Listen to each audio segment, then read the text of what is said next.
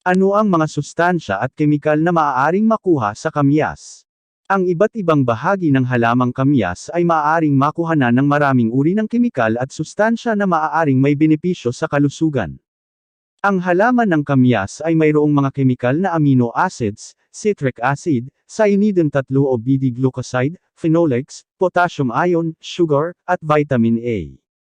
Ang bunga ay may taglay na potassium oxalate, flavonoids, saponins, at triterpenoid. Ang balat ng kahoy ay mayroong alkaloids, saponins, at flavonoids. Anong bahagi ng halaman ang ginagamit bilang gamot, at paano ginagamit ang mga ito? Maaaring gamitin bilang gamot ang ilang bahagi ng halaman tulad ng dahon. Ang dahon ay kadalasang dinidikdik at ipinangtatapal sa bahagi ng katawan na dumadanas ng kondisyon. Maari din itong pakuluan at inumin na parang tsaa.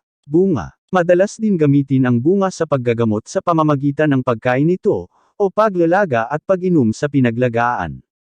Madalas din itong kinakatasan upang magamit ang katas sa panggagamot. Bulaklak. Maaari din gamitin ang bulaklak ng kamyas sa panggagamot sa pamamagitan ng pagpapakulo dito at pag-inom sa pinaglagaan na tila tsaa. Ano ang mga sakit at kondisyon na maaaring magamot ng kamyas? 1. Pangangati ng balat. Pinapahiran ng dinikdik na dahon ng kamyas ang bahagi ng balat na dumadanas ng matinding pangangati. 2.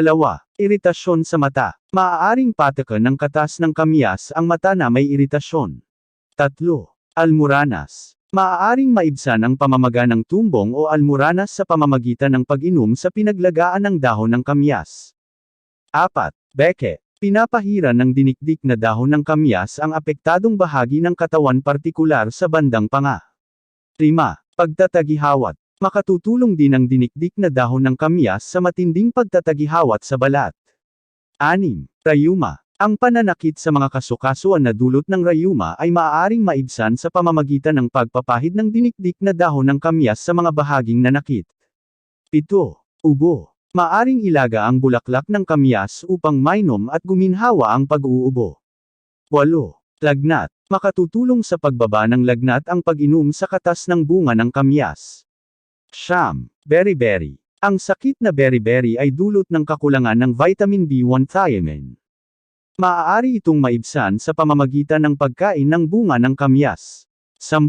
Scurvy. Ang scurvy na dulot naman ng kakulangan sa vitamin C, ay maaaring matulungan ng pagkain din sa maasim na bunga ng kamyas.